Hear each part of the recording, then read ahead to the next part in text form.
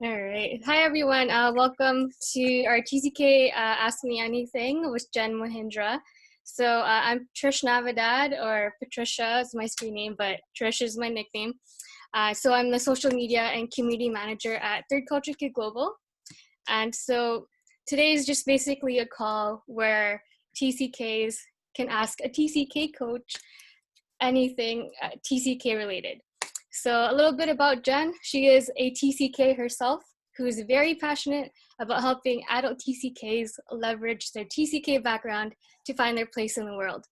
So aside from being a TCK coach, she's also a podcaster, and she's the host of the podcast called People Like Us, where she interviews TCKs about their TCK journeys. So Jen, I'm gonna have to ask you this question. You probably get it all the time. What is your I know it's coming. story? Yeah. So what is your TCK story? What's your start? So my story is that I was born in Scotland a long time ago, and I was actually adopted in Scotland as well. And when I was 1, I made my first international move, which was all the way over to Australia. And I lived in Melbourne for a few years. And then after that, we came back to the UK, and I lived just outside Manchester for a few years. And then following that, we upped again, this time to Nairobi. I lived in Kenya for 5.5 years. And then after that, just when I thought, oh, we're moving again, are we going home back to the UK? But nope, it was back to Australia, but this time to the West Coast, so a long way away. And I spent my teenage years in Perth. And after that, I made the first move by myself as an adult, which was the first move of my choice. And that was to Sydney, back to the other side of Australia. And then more recently, I moved to London. So a few international hops in there. That's awesome. You know, just moving around here and there, hey? That's what we do. Yeah. Alrighty, so just to let everybody know, so at the beginning of the call, we'll just ask that everybody's muted at the beginning. And then after each question that Jen answers, you guys will have like a little window where you guys can have any like follow-up questions or just like any like little comments as well. Sounds good? All right. So Jen, what question would you like to start off with?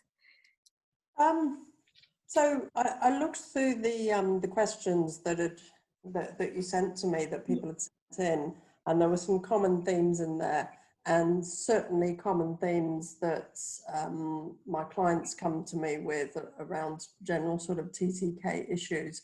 I've just got some notes here that I might glance at from time to time. And I think the biggest one was, you know, will we ever feel at home somewhere? And I think that's kind of one of the classics for most TCKs. And in answer to that question, will we ever feel at home somewhere? Yes, absolutely. Yes, we can. And it's something I said that I often work with my clients on. And the way that we look at this question is we need to look at, what does home mean to you to begin with? And then what are the things that you absolutely must have to make somewhere home? What are the absolute musts to live in a place? And then we look at what do you want to have? What's on your wish list? And then we sort of marry those two up. Now, it sounds like a simple process, doesn't it? We look at our musts, we look at our wants, we marry them up. Hey, presto, we've got where we want to live. What's our home? But of course, if it was that easy, then we'd all have it cracked. And part of why I do what I do now is because I wish I'd had a version of me when I was younger, sort of going through this. So when we look at what does home mean to you, that can mean all sorts of different things to different people. You know, for some people it's rooted around people. Mm-hmm. For others it might be to do with places. They might want somewhere that's multicultural or diverse, you know, that's full of people that get our TCK-ness. or for others it might be sort of living in nature and enjoying that. So with my podcast show, I've spoken to a number of people who actually didn't know that they were TCKs until they came across the podcast. And it's a question that I often ask my guests is, what does home mean to you? And I've had all sorts of responses. For someone, they said it was to be a jigsaw piece in an ecosystem, to know what their piece is, what their place is. For somebody else, it was about buying a property to sort of setting their flag in the ground and this is my stake, this is my place that I'm going to make home. For others, it might be where family is. Mm-hmm. So the key to that question, will we ever feel at home? Yes, but what is home? What does that mean to you? And then you can start to sort of explore how to achieve that. Right. Everybody has like their own like definition or what home is for them, right? Yeah, absolutely. And of course, we can have more than one home. Mm-hmm. Yeah, totally. Did anybody want to comment in on that topic there? Feel free to just talk. You're good? Okay. All right. So what would the next question be there? So there was a question that somebody asked, which are around what is the key to happiness when you're a TCK? And again, I think that a lot of that comes down to defining what your home is, like what home means to you and how to find your place in the world. What does home look like? What does security look like to you? What does stability look like to you? Because the common issues that we face of TCKs because of our nomadic upbringing is those ever so familiar feelings of being rootless and restless. Now, how do we get over the rootlessness and restlessness? Let's look at what being settled means within ourselves and to recognize that that can be transportable. That home doesn't have to be one place. We can also have more than one home. And I think that those key things really, security, stability, home, having our place, our sense of belonging, if we can crack those, then there's no reason why we can't be happy. That's very true, yeah. Anybody else want to chime in with this topic? Hi, can I go? Yeah, go ahead. Okay, thanks, Trish. Hi, Jen. Pleasure meeting you. And so this year, I think 2020, I've been living alone for the longest time away from family. And it made me realize how much while growing up, I missed that sense of stability and how it has like affected me. But like when you you just want to move ahead and you still like crave that sense of stability, how do you balance the two, if that makes sense? Like, that you don't have stability yet, but because of the lack of stability, you're not able to work towards that stability because you need some constant rooting factor or the motivation to go ahead. So to give you a personal example, I'm preparing for grad schools, but that motivation, because I'm just alone and just have my day-to-day chores to do as well, I know that I want to go ahead, but like there's a part of me which feels that if I had that sense of stability, I may have like done better with my time and just with my commitments. So if I'm hearing you correctly, are you asking how to achieve that stability when you have this sort of itch to move on? Yeah, and like also like if I have to create a stability or foundation for myself going to move forward and it's not there yet, how do I work through that? So I put the question to you of what does stability mean to you? What would it look like to be to have that? What would be different in your life that you don't have now? And think about that, and then think about what needs to be different in order to achieve that. No, that makes sense. I think that would be having some family of like I'm still seeking the external motivation because I haven't like achieved the internal one yet. Because I am around people who are living with their families, who call this place home, but I'm just alone without my family. So while I'm very grateful for the TCK group, because I know that there's a very strong sense of belonging. There are people my age who are just living like me, away from family and everything. But culturally and socially speaking, I'm around an environment where that's not the case. So. Yeah, it's a fabulous, supportive community. I've spoken with many people who have, as I said before, about how they've just only recently discovered the term TCK, and then to find out, wow, there's a whole bunch of people like me, and I'm not the sort of only one that's going through all of this. And I think that too can help with some sort of security. You mentioned living on your own, but there is a community here that can help you feel less isolated. Thank you. I'll definitely think through that. Sure. I actually had a question to like hop on that. Hi, I'm Anina, by the way. I feel like I'm probably the second oldest TCK in this chat right now. But Jen, my question is about like people that don't realize that they're TCKs, and like we as TCKs are like, I know what you're going through, and they have no idea. And sometimes they might be a close friend, or other times they're like an acquaintance. And how do you I feel like TCKs a lot of the time we want to help other people. It's just like the way we were brought up, right? So like, how do you tell someone they're a TCK and help them if they don't even know that they need your help? Well, as you're saying that, I'm reminded of when I discovered that I'm a TCK, and it was in a social setting where I was talking with somebody for the first time, and she asked me the dreaded question of, where are you from? And that caused me to, well, we lived here, and then we moved to there, and then we moved to there.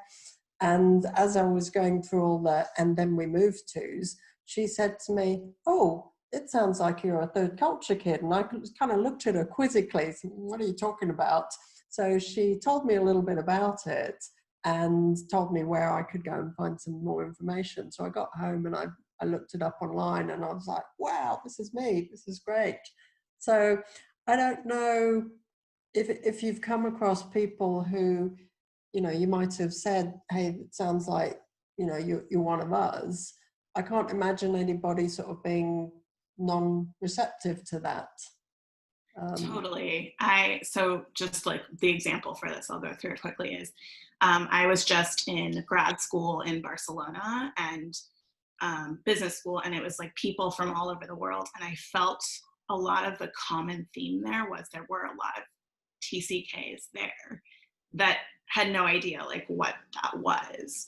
And I think I know like someone particularly that struggled with depression and anxiety, and I'm positive it was because of being a TCK and not feeling like he fit in anywhere. So yeah, like trying to reach out to someone like that. I don't know if there's a solution other than like, hey, I'm a TCK. I think you are too. Want to chat? Hey, I know this really great book, TCK Bible. It's so interesting. Exactly. Yeah.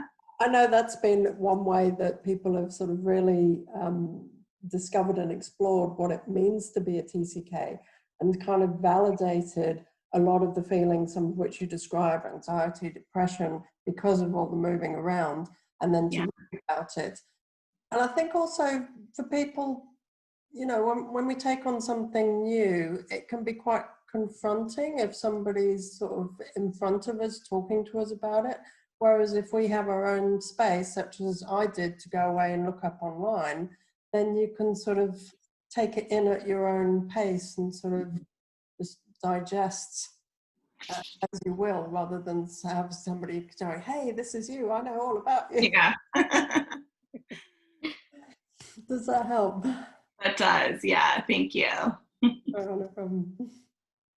Anybody else would like to hop into that one? I have a question. Yeah, go ahead. I don't know. So regarding all of that, how would you suggest to cope with the feeling of anxiety of the uncertainty of not knowing if you'll be able to stabilize yourself in one place or not? Because again, my reality has been that I haven't lived in a place longer than 4 years. And sometimes it's, I've come to terms with it, but sometimes it just makes me feel anxious that I know that if I'm leaving somewhere, I'm going to start a new life and my friends will continue their lives and eventually forget about me. And again, like, since this is my lifestyle, this is what I know, after a few years, it just starts feeling like, maybe I should move again, or it's just hard to try and stay in one place, even if I want to, but I just don't know how to. Yeah, I think again, that's something that people often, that I've spoken with a number of people about this sort of issue, and it's that sort of, I want to be stable and secure in a home, but actually I'm wanting to move on because that change is our normal. So I think again, it's kind of something to look at in terms of what would being stable or secure look like to you? What would be different in your life? What would your day-to-day activities look like? What would be different to what you're doing now? And then look at, well, what needs to change there? I mean, we are TCKs. That desire to explore and travel, I think that's just, part of the territory. But it's how to kind of manage that so that it's not an overwhelming, I think I should be moving on. Should I be staying here? Trying to sort of get that balance. Mm-hmm. Thank you. Yeah. Anybody else want to jump in on that one? I just wanted to add something, which Yeah. I think if I heard correctly about what Georgie was saying as well, the fact that when you leave, somehow you feel that the world is going to stop behind you and that you miss them as much as they miss you, so to speak. But then everything moves on, and it's a weird feeling or something strange to realize that the world is going to move on without you. And that's also it happened to me when I left Venezuela, because it was such a big deal that everybody had to leave because of the crisis and everything. And you were like, oh, okay, now life is going to be, they're going to miss me so much because as being a part of it is so important. And that is so not true.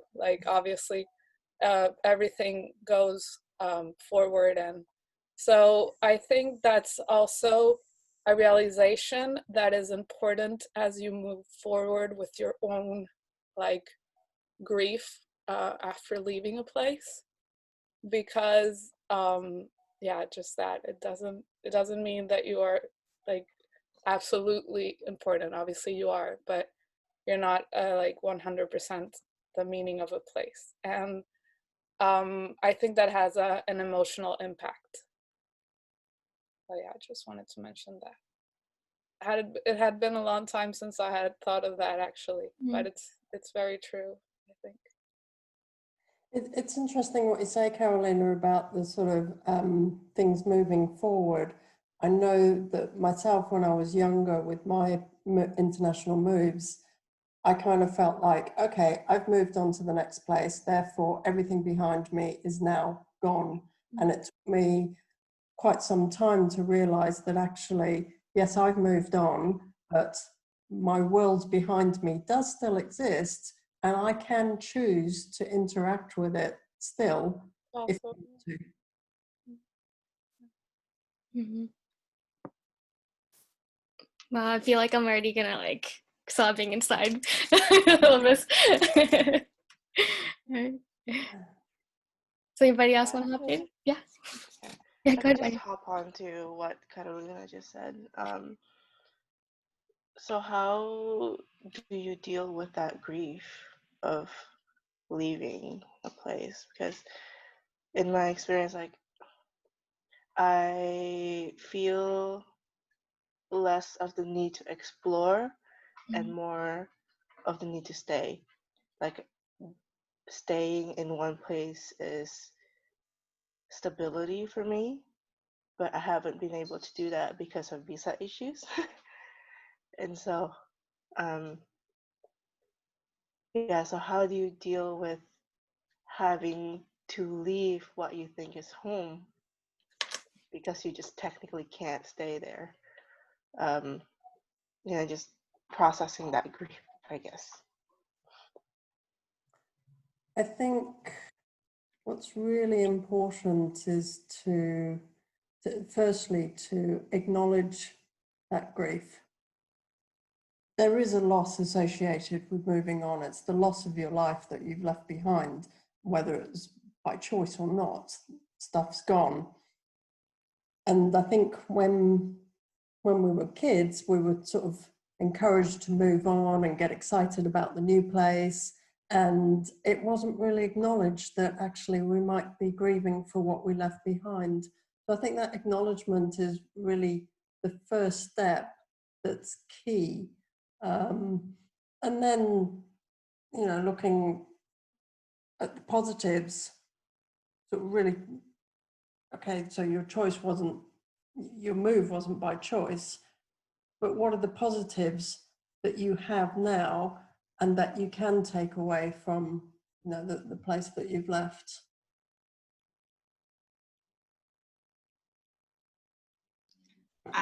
I would jump in on this also. I moved a bunch as most of you, moved a bunch as a kid. And when I finally got back to the US in high school, I was like, okay, I'm going to be as American as possible. Like, that's my identity. And I mean, I was like basically happy with that for many years, and then realized not until actually I was looking to go to business school, and then these international schools wanted to interview. They do these like interviews to try and lure you to their schools. Not until these international schools interviewed me had I thought about living abroad again. And then I only applied to schools abroad. I was like, oh my God, it's time, I have to go abroad. And I think I had that realization that like staying in one place to fit in wasn't me, like my life is fluid, my location is fluid. Like people say, like in the past 2 years, I have lived in Barcelona, Washington, DC, London, and Seattle. And like now I'm settled in Seattle, I have a job here, but like I did not think this is where I would be, So if you had told me 4 years ago that I would have done all of that, I would be like, no, I'm sorry, I'm like still gonna be in Washington, DC, like see you later. So anyways, just wanted to share that tidbit. Like you might feel like you're stuck somewhere or you want to settle down, but like then once you're settled or stuck, you might be like, wait a minute, this isn't what I wanted. Yeah, totally get that. But Aru said in the comments, it's like there's an itch to move and grief for whatever's left behind happens at the same time. It's definitely true, yeah. Yeah. Yeah, That that's is huge. incredibly true. Go ahead, Casey. Okay.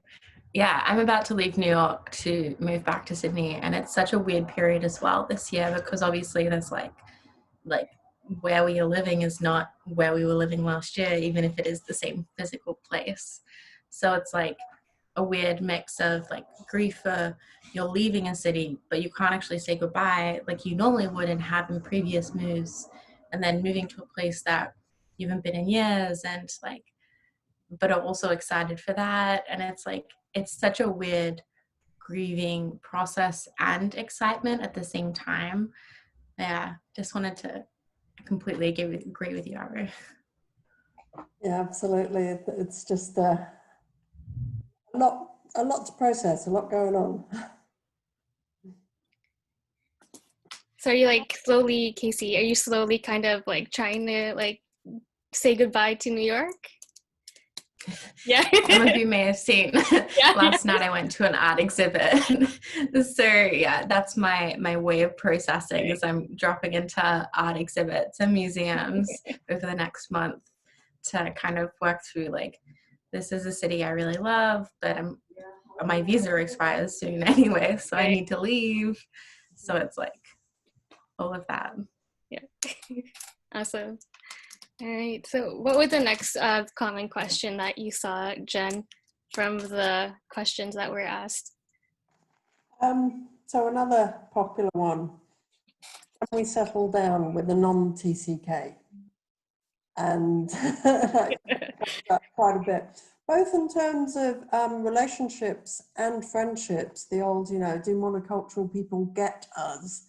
And I think that we as TCKs often feel misunderstood. So having somebody that understands you is hugely important. And I believe that doesn't necessarily mean that they have to have lived it themselves. So I don't think that, we have to be with TCKs, but they need to be able to understand us and to be able to listen without judgment. I think that it can be quite grounding to be with somebody that doesn't have a nomadic upbringing. But equally, it can be really nice to be with somebody who shares our sense of wanderlust. So I think it, like in many of these things, it just sort of depends. But what's often tricky in getting involved with somebody who hasn't shared our experiences, that they might not understand or appreciate how we process things differently. So some things might affect us differently. For example, the very common exhaustion that we get from the good old question, where are you from?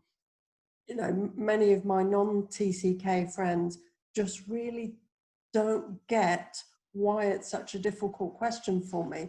And they don't understand why I can't just say that I'm from one place, or, I might have spent the most time in one particular country. So isn't that just my home? And how is it possible that I can have two homes?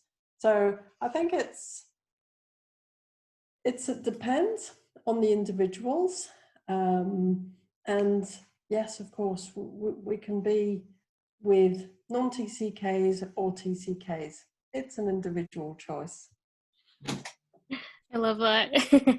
I'd be interested to hear other people's views on that too. Yeah, what's everybody's experience with like dating non-TCKs or dating TCKs? Well, I've done a bit of both. I think I haven't been with a 100% TCK. What I wanted to point out rather is that, let me think. I'm looking back, like relationships. One of the mistakes, so to speak, that I have made is thinking that people who like to travel a lot understand TCKs.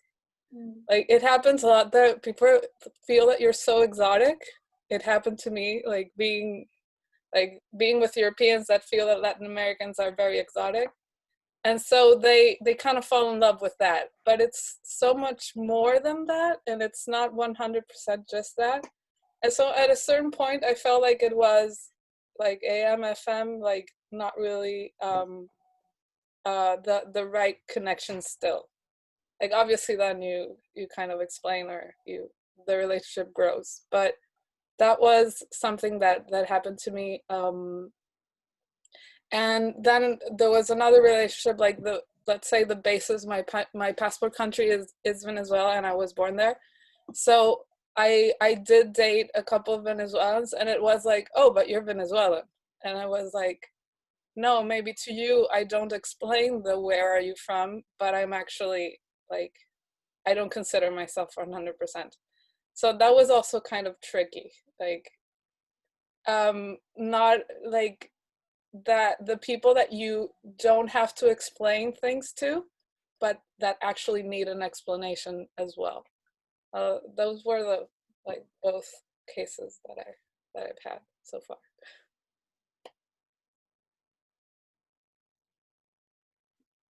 Would anybody else like to jump in on that one?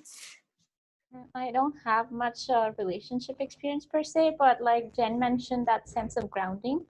I think previously I noticed that the people I've been interested in, there was this sense of belonging with them, and they may not have moved around much, but then you could sense that stability. And you felt like maybe if they have one stable foundation, and that could be your sense of belonging, you could finally be there. But after a while you realize that you have to still keep on going. That's not what you can settle down with. So that happens. I also want to point out that, I mean, it's not a black and white thing, that although we're TCKs, we all have very different experiences.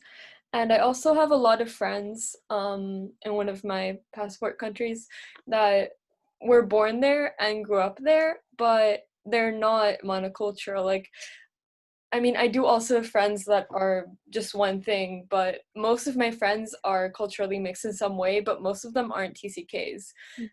There's lots of cross-culture kids, lots of kids of immigrants, and lots of those experiences may overlap, but they may also be different. So I think it's very important for both sides to like listen to one another and to provide understanding and interest. And I found that with some people more than with others, and it doesn't really matter whether they're TCK specifically or not. And although I've found more understanding, like automatic understanding from people that do have some kind of that experience, like even kids of immigrants, I think it really all comes down to the individuals and like just also how far you're willing to go for someone and how much you care about understanding them. I think that's a good point. I've only dated like non-TCKs, like my last boyfriend and the guy before him, they both were born and grew up in the same place. However, they had this really open mind, and they wanted to understand and were supportive about it. So I think that helps a lot, like, okay, so again, they're like, she's half American, half Ecuadorian, but like she lives in Mexico right now and she feels all of those. And yeah, she also is like sort of Jewish, but not really. And yeah, so they would always try to understand that and never judge, and it was very eye-opening for me seeing that they were born and raised in the same place in a group of people that were all the same. So yeah, that really helped. And it was the same with my friends during my undergrad. They all were born and raised in the same place. And they were really open to understanding that and not judging, or, like, okay, so if you feel all of that you don't belong to these places, to all of them, like, sure, that's great. Like, we'll try to understand you. But yeah, what I noticed was that all of these people were they had their own struggles. So although we had different struggles, that like what's the word? Compassion was what helped us get there. So, like, we might not share the same story, but we have a bit of conflict with our identities, and we can understand each other from these struggles. So that's what I've noticed has helped me in my relationships with friends and like partners. Definitely. Antonia said on the chat, I have never had the chance to date another TCK. Is there a TCK dating site? Does anybody know? I have no idea of a TCK dating site, but that would be an interesting idea for sure. We should do it in our community. There is this Facebook group apparently for TCK singles. I will share the link here, but it's not active. Oh no. I will just share the link if anybody is interested. Just on the relationship topic, I wanted to say, like, my sort of philosophy that I've developed is like, never, I mean, this sounds very harsh, but like, never settle. And what that means for me is like, if I feel like someone is trying to put me into a box that I don't want to be in, then it's, whether it's a friendship or a relationship, like, I need to reevaluate it. Simply because, like, throughout my life, I've had friends or boyfriends that I realize are taking me into a world that I don't want to, that isn't the world that I want to be in, you know? And that sounds all very like, I don't know, philosophical, froofy, whatever, but like, it's true. If you feel, I think TCKs are very intuitive. We are in tune with ourselves and with other people because we've had to be fitting into other cultures. And I think that helps us read people and situations better than non-TCKs. And so if you feel something is wrong, like, explore that feeling, because it probably is wrong for you.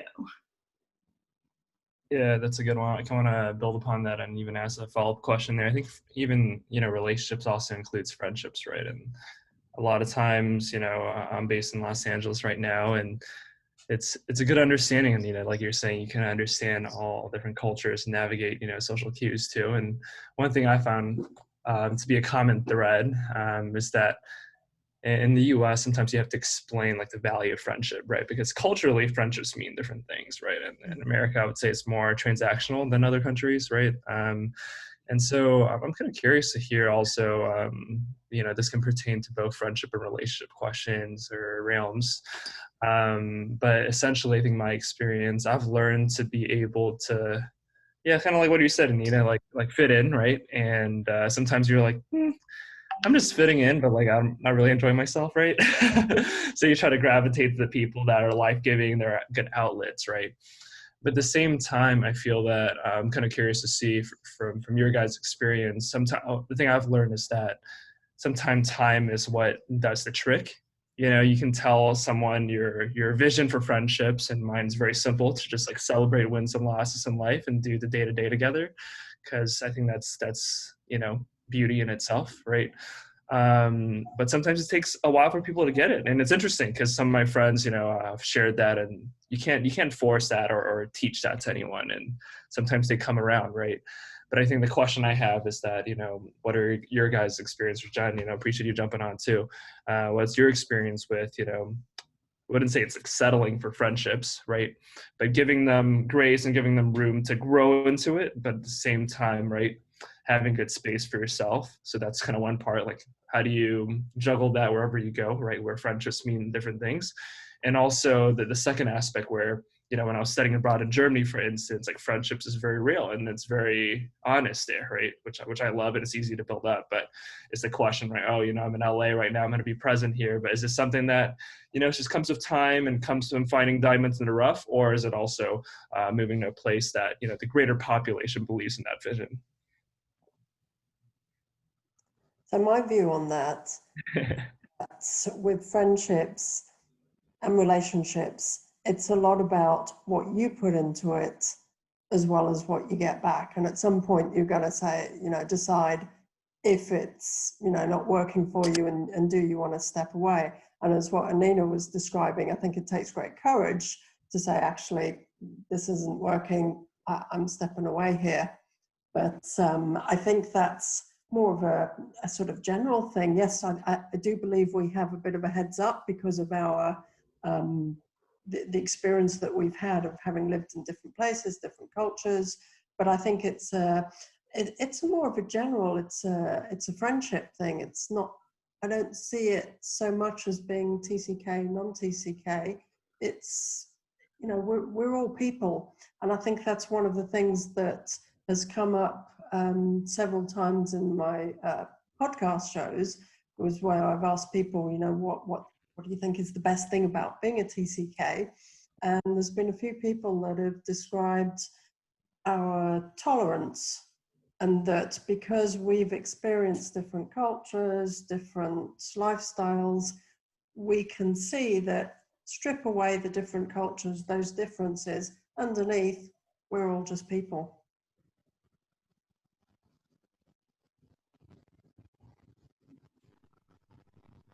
Anybody else like to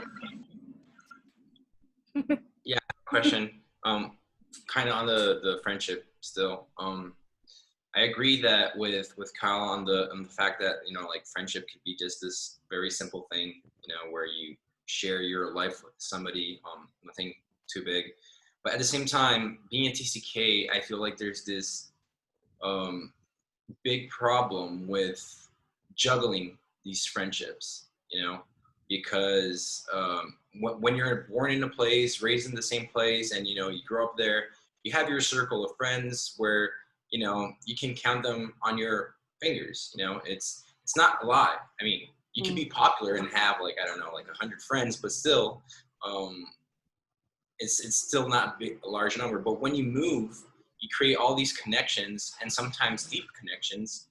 When you leave, you have the spatial boundary that you're far from the person, and you also have the problem where you're creating a lot of connections. And so I have this problem where, how do I keep up with my friends, the people that, you know, I left behind, the people that I'm here today?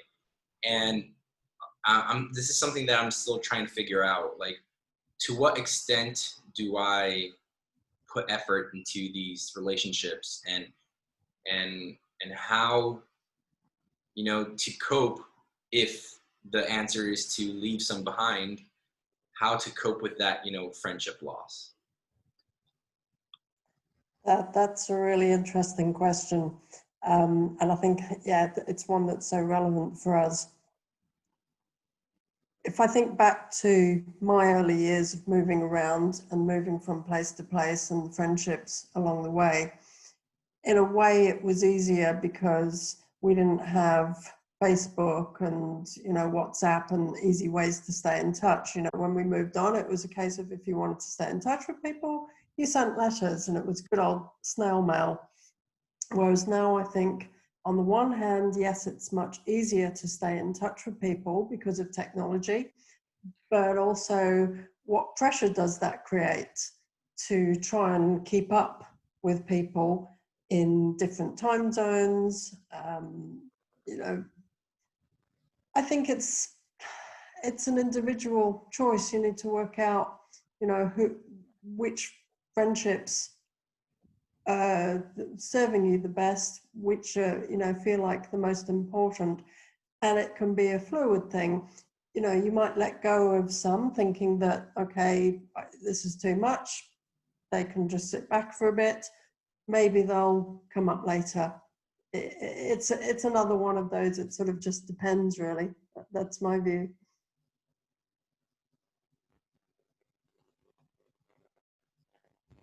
Would anybody else like to jump onto that one? I'll just jump in. Okay. I feel like I'm jumping in on everything. Sorry. Hi. One way that I have found with coping with all of this is, like, seriously, to have a therapist. I've been seeing the same therapist for 10 years. And a lot of problems haven't been addressed for, like, until the last 3 years. Like, we just didn't, all these things came up, right? And I think one blessing out of this horrible COVID pandemic is that mental health is really getting a moment, and, like, they're really, like, no one should be afraid to see a therapist. I think everyone should have one. So anyways. Of course, that's the point where I'm going to jump in, is a therapist or a coach. Yes, exactly. I have a mentor also. Fabulous. Awesome. Would anybody else like to jump on that before we move on? Yeah, go ahead. Talking about that, I think the difference for me between like TCK friendships and non-TCK friendships, whether that's monocultural or people who are immigrants and so on, is there's much more of with TCKs, there's an understanding of friendships not being based around like spatial like sameness. So I think it's easier to kind of move around and keep TCK friendships because it's like, oh, you're on the other side of the world. Cool. Let's like video chat or like send a postcard. We're still friends, but like it's not related on us going to get coffee. Whereas like I have some friendships in Australia that I've had since I was like through high school, and I was very much the same as, I can't remember who said like they wanted to be really American. When I moved back to Australia, I was like, I need to fit in. Like I'm very different now. And so I was like really set into this like little box, and like moving away and spending like the last 7 years mostly out of Australia, those lines of spatial sameness have changed, and those friendships are harder to maintain because they're like, you're on the other side of the world, like how are we supposed to get coffee? And I think that for me is the clear difference. I feel the same way, and I find it very important to have friends that understand that. And for the most part, like I've been very lucky because I have very close friends. One of them from elementary school in the US that now lives in Switzerland, but we're still close friends, and it's been 8 years, and only 2 of those years were in person. And I also have lots of other friends that I made across distance and that are now my closest friends. But at the same time, I feel like this sense of, because I moved to a new place and I wasn't able to find contact very easily because it's one of my passport countries, and I went to a public school and everyone had known each other since elementary school.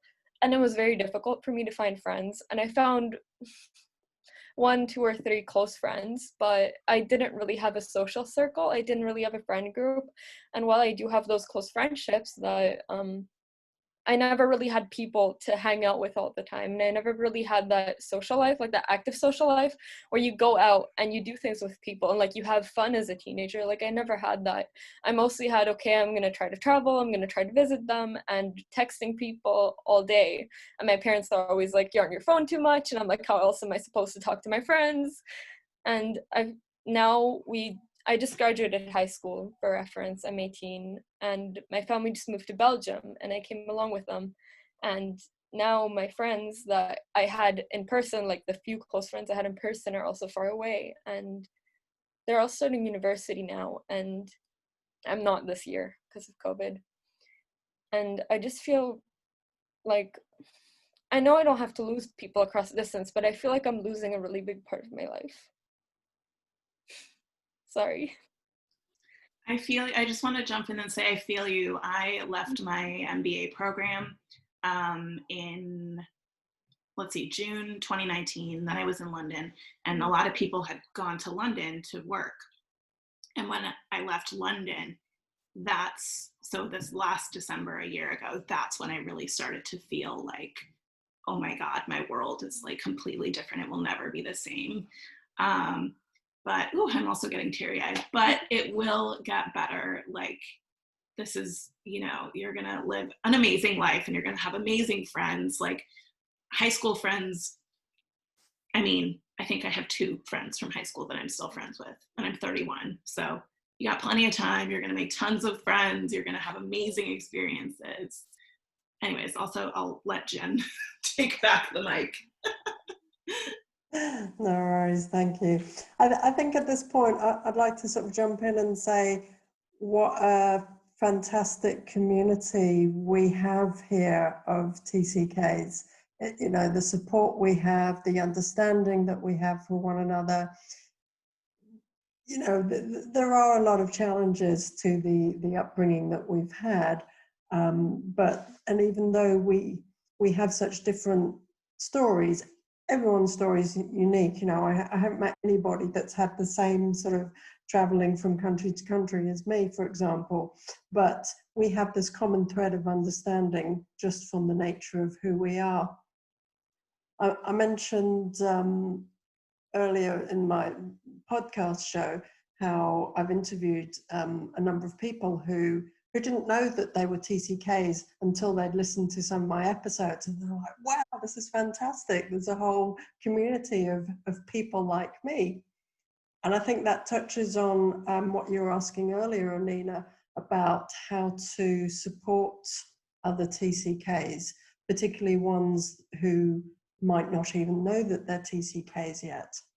At this point, I'm going to do a bit of a plug here. I do have a Facebook group that I've recently created called People Like Us, and I would be very happy for all of you to join. It's a supportive community, and it's all about focusing on the positives of being a TCK, not just addressing the challenges, but how can we really use our experience to our advantage.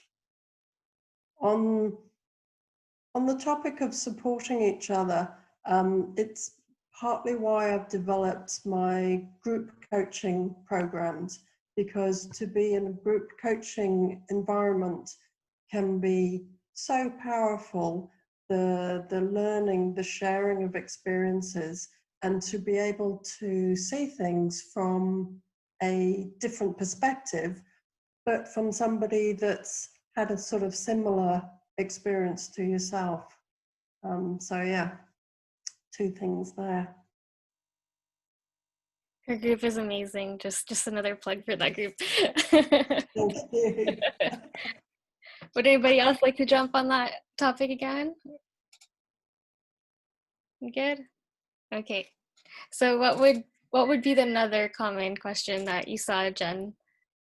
So I'm aware of the time, and I'm sort of looking at the ones that I think was one of the big ones that comes up, and it came up a few times, I think, in the questions that came through for today's session, and it's a very common thing that people come to me about as a coach, and that's about career paths. What do we want to do with our careers as a TCK, knowing that we like change, knowing that we like to move countries? What do we do with that? How do we really find something that suits us? And so people often like to have some sort of international flavor to their career, whether it be a job that involves international travel, although obviously that's kind of tricky at the moment with current restrictions because of COVID. But it might also involve communicating with different people from different cultures or countries.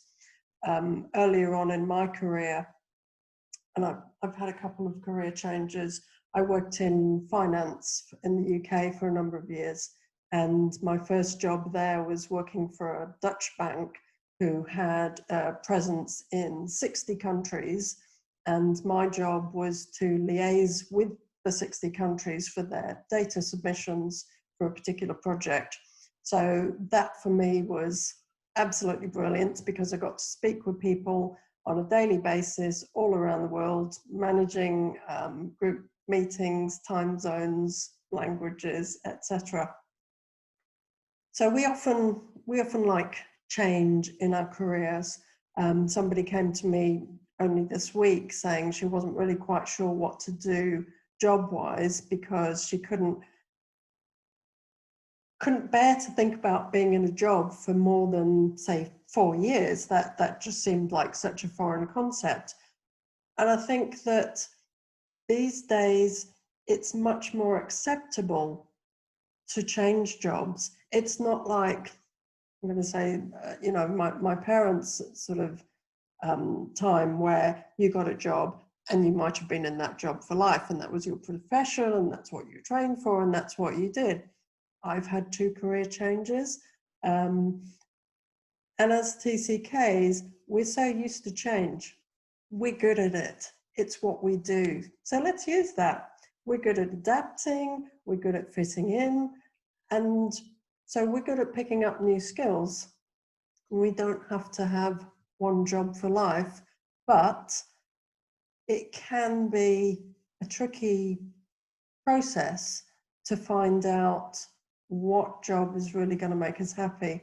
And for me, it's actually how I discovered coaching, because I felt kind of stuck at a crossroads with my career. And so somebody introduced me to a coach, and that helped me tremendously to be able to move forward and figure out what it was that I wanted to do. And that was when I got into banking. I did that for about 14 years, and then I went down my current path, which is helping my fellow TCKs. 14 years, oh my goodness. Just thinking about it, I'm like, whoa. That wasn't one job, that wasn't one bank. Okay. Would anybody like to hop in on that one there? Is everybody? Yeah, go ahead. Just for 1 second, I was going to say that all of the things you said, like the characteristics that TCKs generally have, like that are really go across like sectors and functions and stuff like that. I think one thing that can be really hard is in the interview process, and even with the resume and cover letter, like getting that across, right? Like, so people sometimes will be like, yeah, but you're not from this industry, or yeah, but you didn't have this role. But okay, give me like a month and I'm good, right? So I think that's something that people struggle with, and definitely something that I struggled with as well. Yeah, I think that is a tricky one, but it's learning how to navigate those situations and to be able to explain and express yourself in a way that satisfies those interviewers, to demonstrate that yes, you can do this. I just wanted to comment that I find the international development and like human rights nonprofit world full of TCKs. Like, it's such a like sphere that is filled with people being like, yeah, I understand different cultures. Yeah, I travel. Like, we good. And so any of the youngins here, it's a good field. Excellent, thank you. Yes, also startups, because they need people that are scrappy and willing to jump in and are adaptable. I've worked in IDEV, and I now work in startups. So another career choice for TCKs. It's kind of not relevant to it, but as somebody who's like planning to move back to academic life, I think I'm finding it difficult to market myself or pitch myself for scholarships, because, you know, as soon as you mention your TCK experiences, you just come across as more privileged because you've lived across different cultures and countries.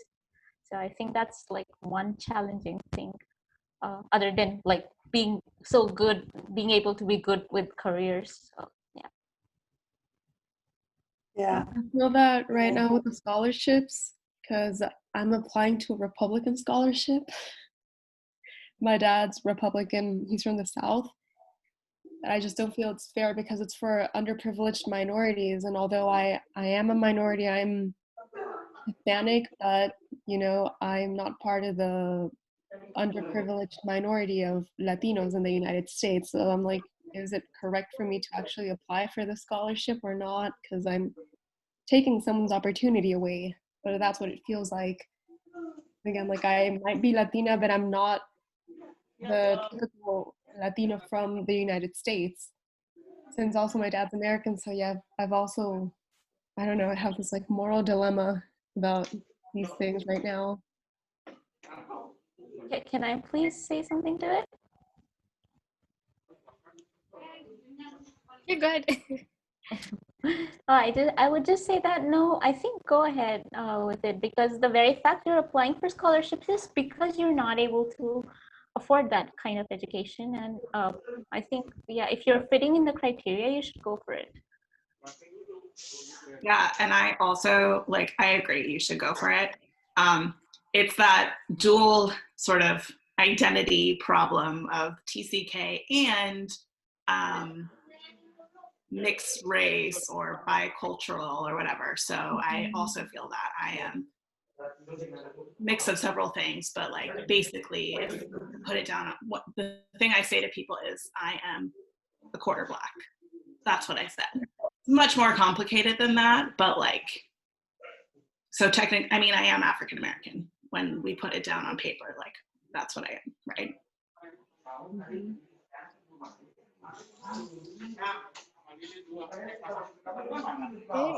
Okay. So Jen, so just time-wise, guys. So we did plan to leave 15 minutes of time for you guys to kind of like a open floor question, like for Jen. So whatever question that you have that hasn't been answered, you can ask right now for Jen.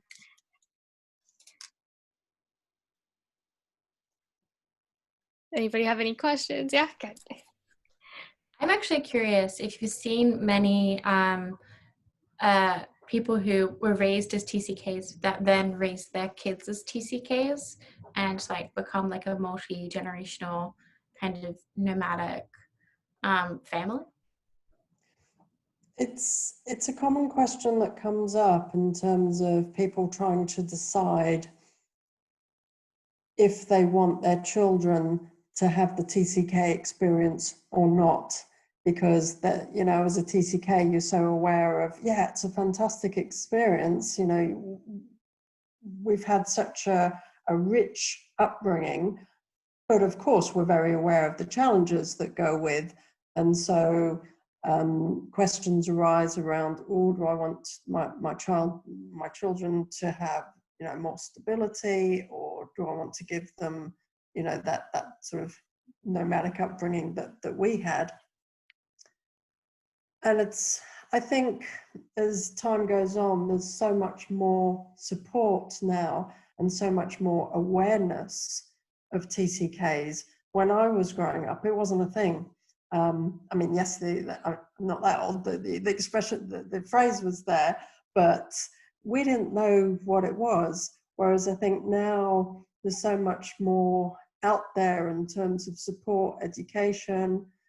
So it's going to be a difficult choice, and it's going to be one that's very personal to each individual. But I think there is a lot more support out there these days than there was.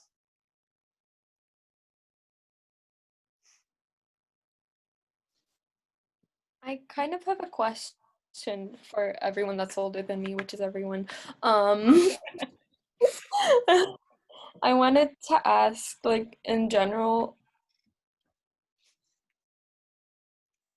because I've never had the choice to make in my life, and I wanted to ask, how did you guys choose whether to move? Especially like right now when I'm starting to apply to universities, and I have 2 passport countries and my family lives in another country, so I have a few options. And how do you make that overwhelming choice? Personally, I went with the university course that fit me best, and also I considered financials because I'm not from a well-off family. So it was a mix of finance, course that would work for me, or that blatantly there's just that I would enjoy. And that's how I ended up choosing where I went to university. Where did you go to university? I went in Sydney, near my family. So I went to a place called Macquarie University for undergrad, and then Sydney University for postgrad, which a large part of that was because the Australian government takes on, you can like put your university debt onto the Australian government for blah, blah, blah. So that was like a large part of it. And then each of those universities had a course that I was very interested in, or like knew people that had a career path from that. And that's how I did it, though I could have also, I'm a New Zealand citizen, so I could have done it there as well. And so, or I could have ended up in the US. That's like what I was considering in year 11 and 12. So it's a big decision, but ultimately you just have to look at it and be like, where do I think I'm going to be happy? Yeah, that's the issue, because to be more specific, I'm deciding mostly between Germany and Spain, but anything else in the EU, especially Belgium, is also a viable option. And I was just living in Germany, and I'd always had my mindset on leaving Germany, but now that I've left, part of me is like, maybe I should stay because I have friends there and I don't really want to leave them. So like it's become quite a familiar place, and I've heard better things about university in Germany, both financially and just university wise, like the way it's taught, that it's much better. But at the same time, I always wanted to live in Spain because I'm half Spanish and I've never lived there, and I feel like maybe I could be happier there, but I'm not sure either. So then part of me wants to go there, and I don't really know how to make that decision. Yeah, for me, it was the same as Casey. I took into consideration the cost of university and also living costs. And so like after Austria, I went back to Ecuador because that's where my parents were. And I was like, oh my God, I'm going to be able to go to university here and like reconnect. But most of my friends were in Israel. And then I realized I went to a Jewish school in Ecuador. Like I have nothing in common with the Ecuadorians at the university. So I got really depressed and decided to go to school in Mexico because it's not that expensive, university is good, and people are just really warm. So I knew I would have a really good emotional support group there from the beginning. That's how I feel about Spain. But at the same time, I'm really insecure that I won't fit in. Okay. Yeah, those are I took into consideration, and I was also a little bit apprehensive because I was like, I should go to the United States, but I'm not really sure if I want to study this or not. And it's very expensive. So like until now, I still don't regret my decision of studying my undergrad in Mexico. So yeah, but I found the course I liked. It was not that expensive, and that also made me feel more calm, you know, knowing that I wasn't going to be in debt, because that's one of the things that really made me nervous at the beginning. Yeah, for sure. I wanted to study in California. I always wanted to go back, but I can't afford that, especially as an international student. Yes, it's really So- Yeah, Laura, sorry. If you want to talk about it a bit more, I studied in Germany, in Cologne. And I loved it there. And I also hadn't lived in Germany before, even though I'm German. My parents are German. And so actually I applied to the UK because I was self-conscious and I thought my German's not good enough to study in Germany. But I went ahead and did it anyway because I thought, okay, if I don't connect with Germany now through my studies, I probably never will, and I will never go back. So it could also have that effect that finally you have some ties to the country you want to have more ties to. And I just chose a school that was very international, and so I had both worlds. I felt I fit in with the Germans to some degree and also with the internationals, and that could be also a way to make a choice. That's really great. I'd love to talk more. Thank you. I would tell you, in my experience, I've been basically racking my brains for like the last 12, 15 years about where I want to go. And always like making lists and researching and asking myself questions and where to go to university. So yeah, also like the money is important, and what kind of ties you have to the place, and then visa problems, and like always thinking about that. And basically what has happened to me, at least, is that plans are mostly like out the window, and then something completely different happens, and most of the times it works out actually pretty good. Like when I was 17, I so wanted to have a scholarship for a UWC college, and that didn't work out at all. And then I was invited to go to China, and that was basically the best year of my life. So sometimes it's really like, when I went to Belgium as well, like I would never had chosen that, and it was a challenge. I wouldn't say it was perfect. It had its ups and downs and everything. But yeah, it kind of also, you gotta go with the flow a little bit, and you will see like a certain light in the path that'll make you like go to a specific point. It's kind of hard right now for me as well. I don't know, I'm trying to choose and trying to make the best move possible, because I feel like the last couple of moves haven't been the best. And I'm kind of waiting on other things. Like my sister, we're really close, and her husband is in research, and so they move around a lot as well. And I'm waiting for them to move again to see if I can be close to her, and if they're going to move to a definite place, to me also be more sure that I can make that move and feel that it's a bit more stable. But that's a lot to consider, and that some days it's too much. Other days it's more like, oh, I have a world of possibilities. It's difficult, I feel you, but I would definitely advise you to go with the flow a little bit. Yeah, that makes sense. Thank you. I guess I'll just apply everywhere and see what happens.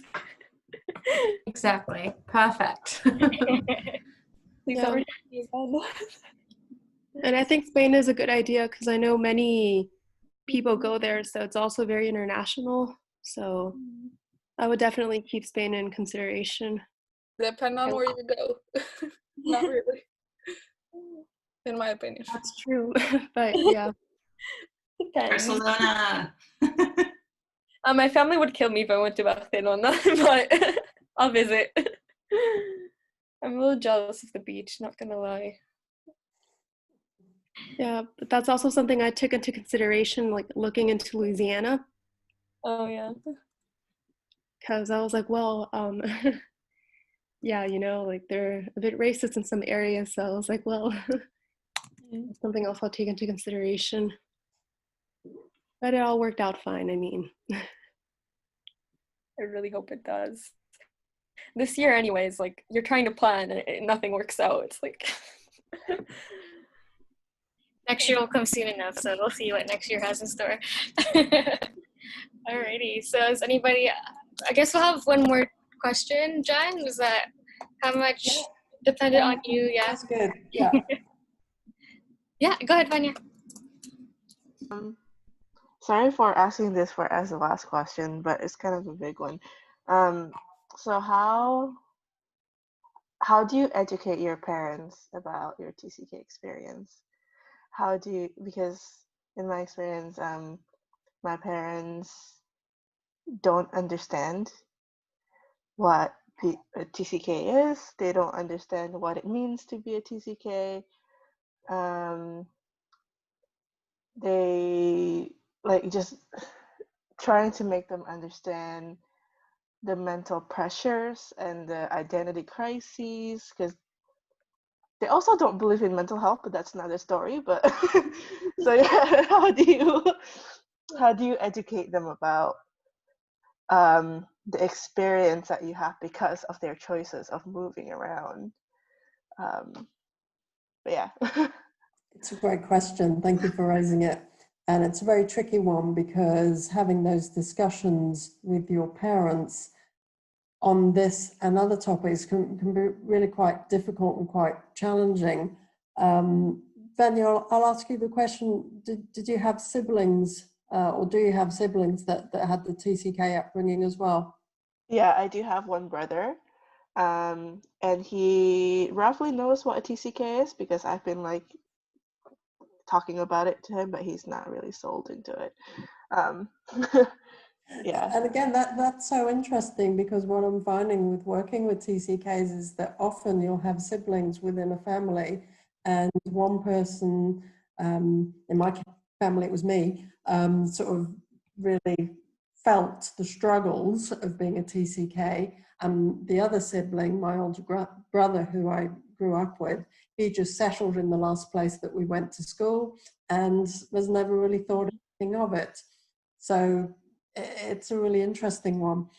But coming back to how do you have those difficult conversations with your parents, I think it's very much a case of you will know your parents, so you'll know how they might respond. I think because our parents are of a different generation, they do often handle things differently.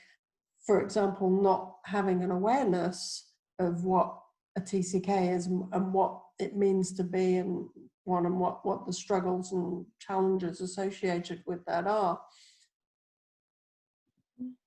You know, personal advice from something that I've experienced is often parents can be quite taken off guard when you try and approach them with difficult topics. And so my experience has been to write to them. And it might be that we're in the same town, but writing to them gives you the time to express in a non-emotional way what you want to say to them. And it gives them the time to not instantly reply with their instant emotional response. So you both, it's sort of a gently approach to it. So that's one suggestion that I would have.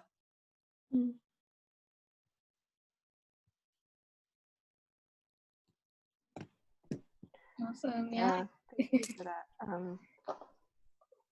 It's kind of tricky too, because my natural language now is English, and they don't speak. They're not very good with their English, so yeah. Oh yeah, thank you. I hope that helps. Yeah, that it's one way of approaching it. Yeah.